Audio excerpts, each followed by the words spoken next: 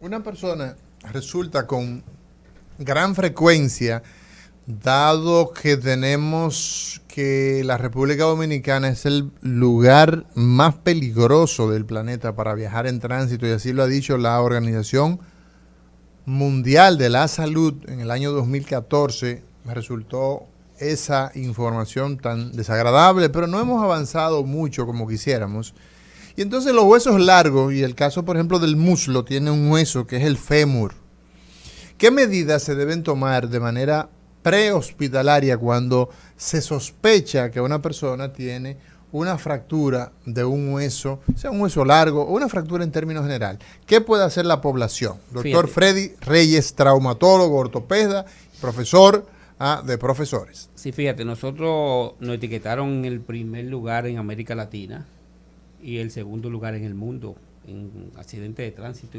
Y a mí me da risa cuando dicen segundo lugar del mundo, porque el primero es una pequeña islita que no tiene 5,000 personas en el Pacífico. Exacto. O sea que nosotros somos el primer lugar, lamentablemente. Exactamente. Fíjate, lo primero que debes hacer, si usted sospecha que hay una fractura del fémur, ¿qué va a pasar? El miembro inferior se va a poner más corto y se va a hacer rotación externa.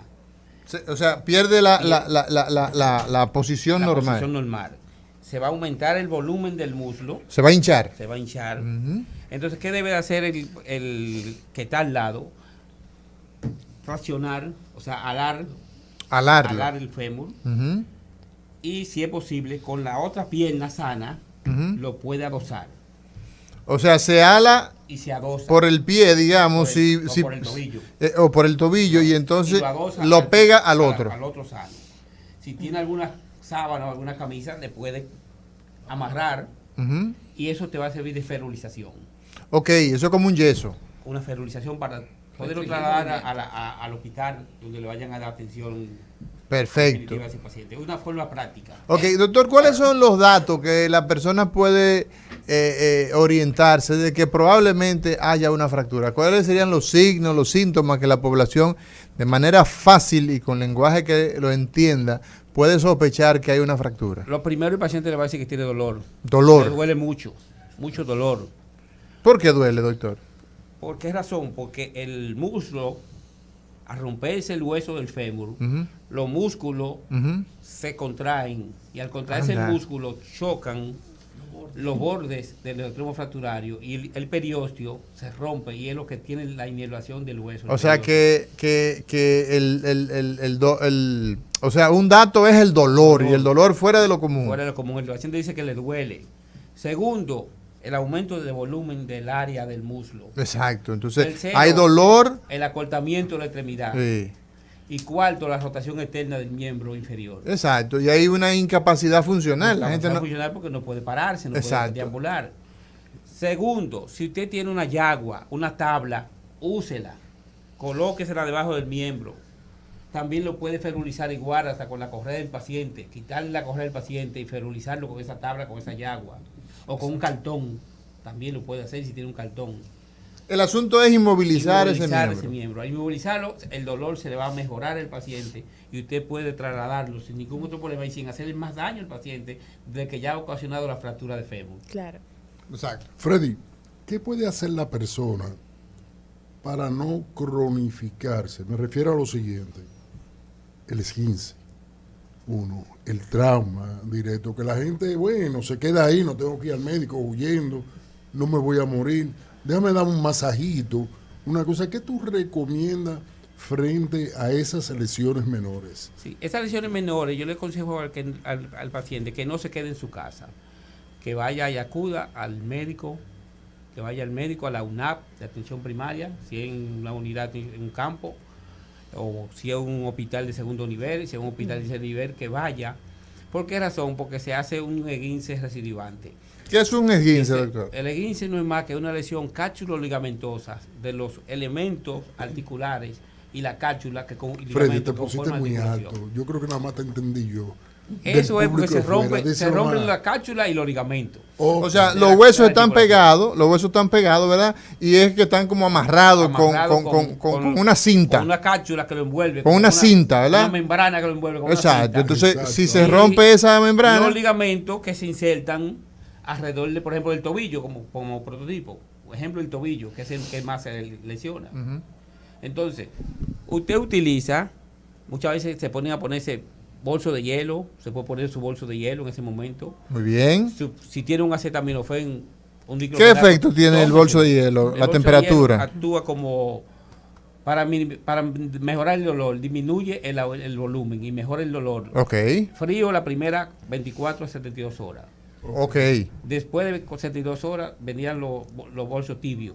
Ok. Pero si es un esguince per se y no hay ningún tipo de fractura, entonces hay que movilizar por 3 semanas.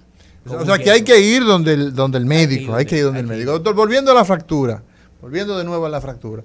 Ese músculo que usted dice, perdón, ese hueso que se ha fracturado, digamos del muslo, el fémur, ¿qué peligro corre la persona? Porque dicen los mismos ortopedas, ustedes dicen, una fractura no mata a nadie, ¿verdad? En lo inmediato probablemente, pero ¿qué peligro tiene el tener un hueso fracturado y manejarlo inadecuadamente? Fíjate, es un paciente que está malnutrido, tiene un hematócrito bajo, de por sí anémico, Sí, sí. te va a sangrar 1000 o 1500 cc de sangre. Pero ¿y Te en pierde el muslo, ahí en el muslo en cabe el- tanto? Sí, un fémur te sangra de 1000 a 1500 cc de sangre. Y cabe 1500 Y en el cabe en muslo. 1500 cc de sangre, se ve el aumento de volumen. Lo ve Y el hinchado. paciente se puede chocar, un choque hipovolémico, no en el momento del accidente, hasta en el mismo hospital. Por esa razón, en el protocolo está hacer un hematócrito y una hemoglobina seriado.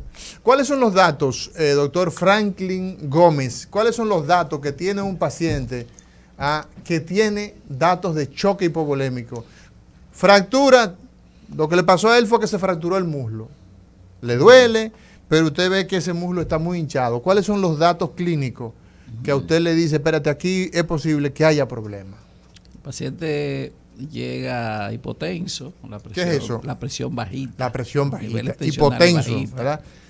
La presión bajita es El hipotenso. pulso, sí, hipotenso. Sí. El pulso, o la frecuencia cardíaca, pero el pulso llega Alto. débil Ajá. y rápido. Un pulso rápido, Rápido. una frecuencia cardíaca alta. Aumentada, pero pero débil. Cuando toma el pulso, ve que es un pulso filiforme, le llaman. Que va rápido, pero va no, finito. pero no se siente Exactamente. quizás tan bien. No, exacto, puede haber alteración del estado de conciencia, embotamiento de la conciencia, el paciente es somnoliento, el paciente puede llegar hasta inconsciente, dependiendo del grado de shock que presente, pálido, El frío, tiempo, sudoroso. ¿Qué valor tiene el tiempo en que ocurrió el evento y que debe recibir la atención? El tiempo es vida. Bueno, los cardiólogos en el asunto de las emergencias cardiovasculares dicen que el tiempo es corazón. Y nosotros Tiempo decimos que el se tiempo es pierde, cerebro. y ustedes el tiempo es cerebro. Tiempo es cerebro. Tiempo que se pierde, corazón que se pierde, cerebro que se pierde. El Así tiempo Y nosotros decimos es- que el tiempo es hueso.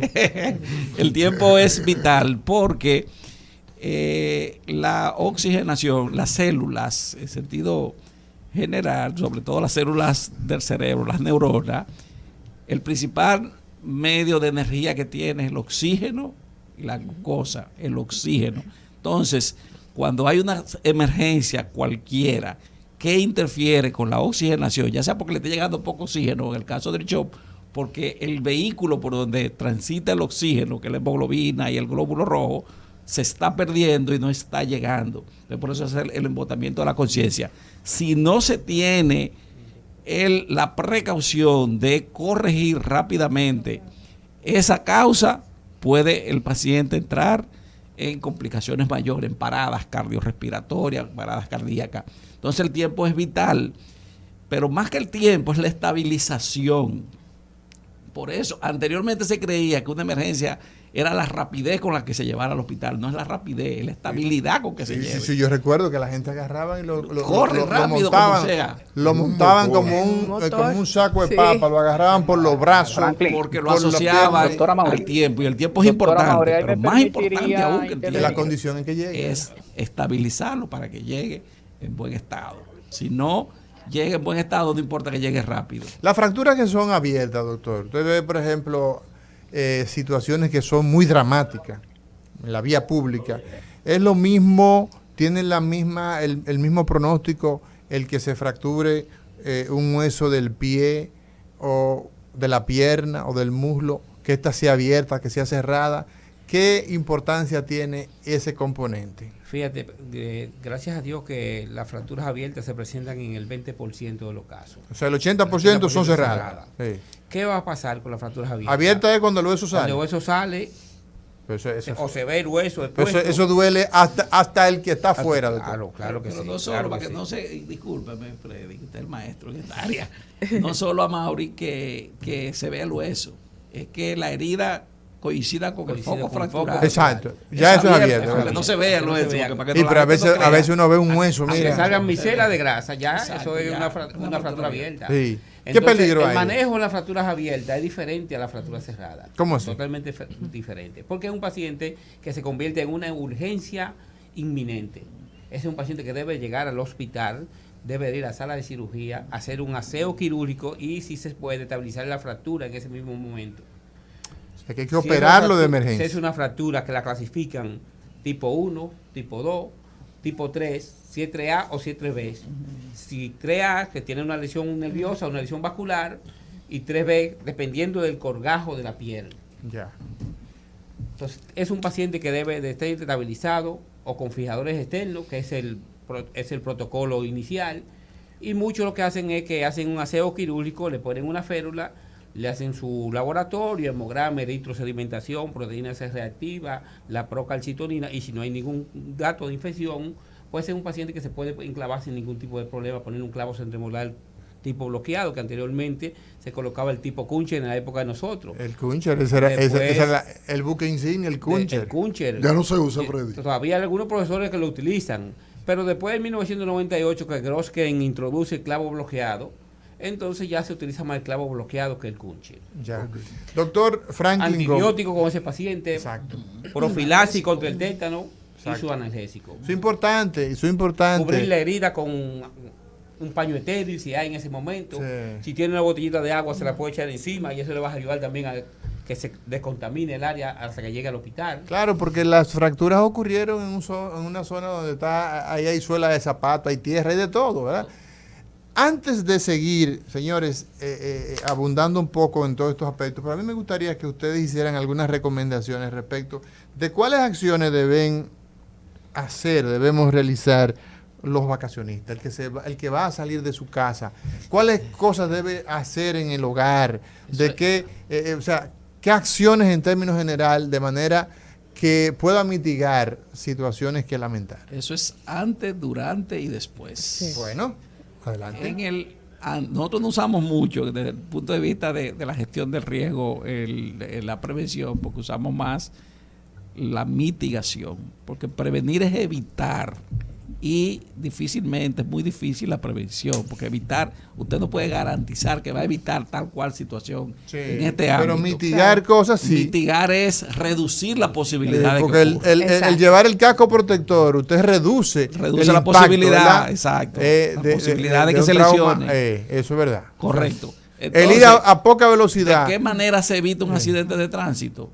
No transitando. Quedándose en su casa. Quedándote en tu casa, tú tomaste tu accidente de tránsito. Pero entonces, esa no es. Entonces, lo que hacemos es, vamos a mitigar, vamos a tomar medidas para reducir la posibilidad de que ocurra un evento. Exacto, váyase al paso, ¿verdad? Entonces, no bebas romo. En el ante, primero las condiciones del vehículo. Sí.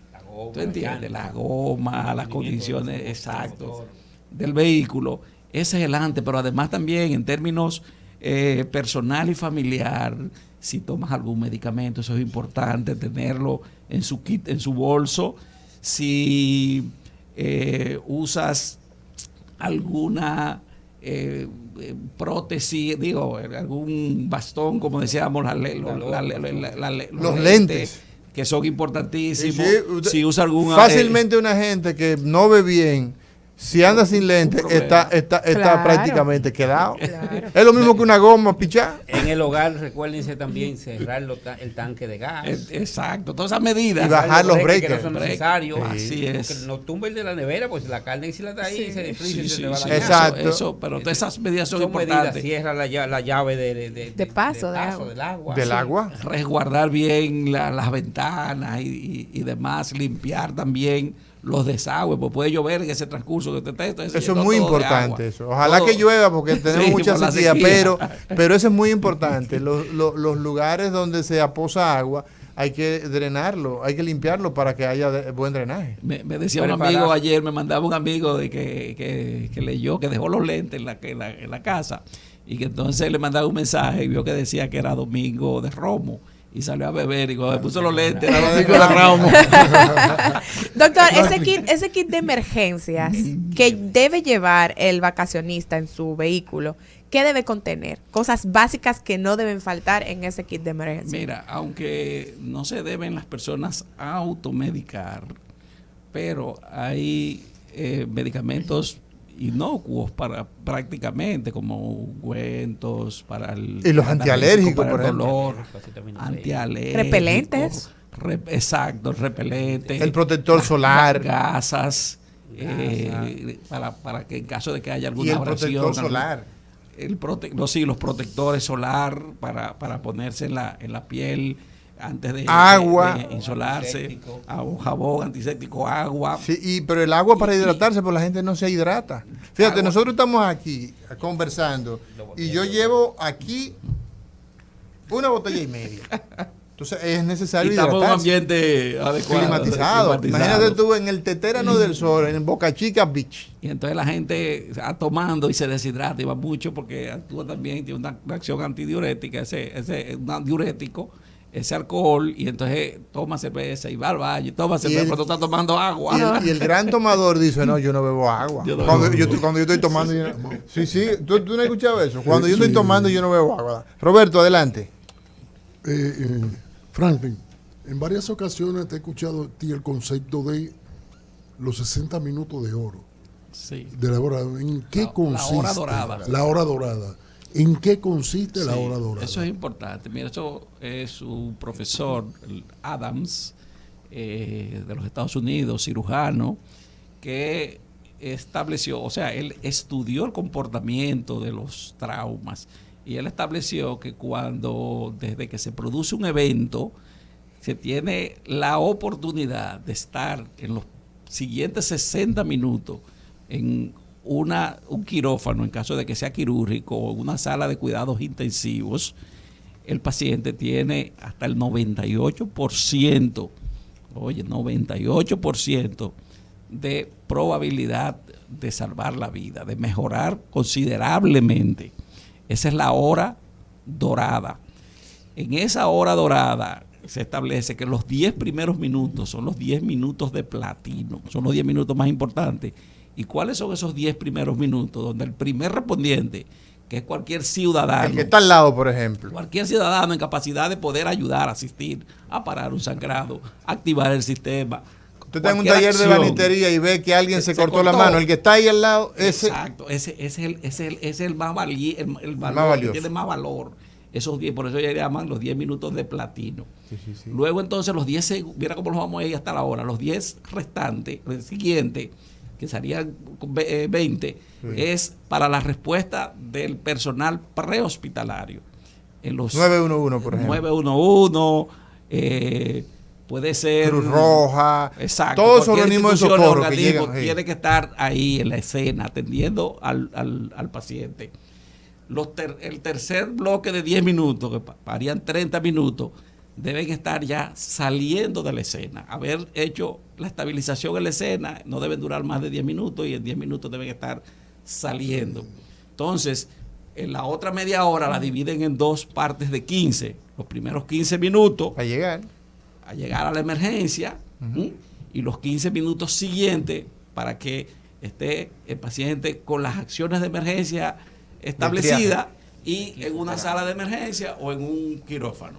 Bueno, si se hacen en esos 60 minutos, la probabilidad de que se salve, el pronóstico mejora hasta en un 98%. Bueno, señores, gracias por estar con nosotros. Doctor Freddy Reyes, una última recomendación de parte suya para mitigar, para prevenir traumas, incidentes en esta Semana Santa. Sí, que tratar de, como le decía, conducir a una velocidad prudente, no se desesperen, tengan paciencia, sea amable, no tome bebidas alcohólicas, Si está manejando, Si ¿verdad? está manejando, Sí. si usted está tomando, deje que otro maneje y que no tome.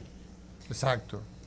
Cuidar a los niños, cuidar a los envejecientes, el que va al lado, ponerle el cinturón de seguridad a los que van atrás también, no nada más a los que van adelante, también los que van detrás. Si su vehículo solamente puede montar 3 personas atrás, no le monte 5, no le monte 6. En eso tiene que ser prudente. Revisen los neumáticos, señores. Revisen los neumáticos. Se le explota una goma y ya tú sabes lo que vas a pasar.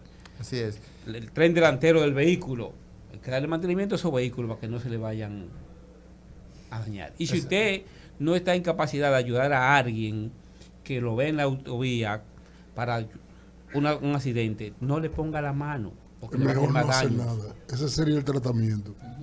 Así Si es. usted está en capacidad, póngala la mano, y si no, llame al 911, llame a alguien que le pueda ayudar, que tenga conocimiento de lo que se puede hacer en ese momento. Eso es verdad y eso es muy cierto porque muchas personas han quedado con lesiones permanentes de volver a caminar porque lo han pues trasladado de manera inadecuada. Una lesión en la columna del cuello, en la columna cervical, puede ser lamentablemente la condena de usted a una persona jamás volver a mover los brazos y las piernas. Así es. Gracias por estar con nosotros, estos dos profesionales, el doctor también, Rudy de Gracia, que estuvo al inicio, pero bueno, gracias Franklin, gracias doctor Reyes. Gracias a ustedes por la invitación. Bueno,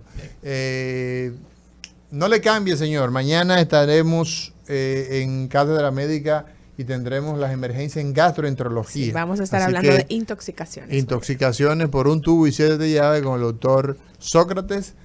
Tenemos al doctor Sócrates. Vamos tenemos a tener a la doctora Mancebo mañana, Mancebo. nutrióloga, para Bien. dar todas estas recomendaciones. Bueno, gracias por estar con nosotros. No le cambie, por ahí viene al mediodía con Mariotti y compañía.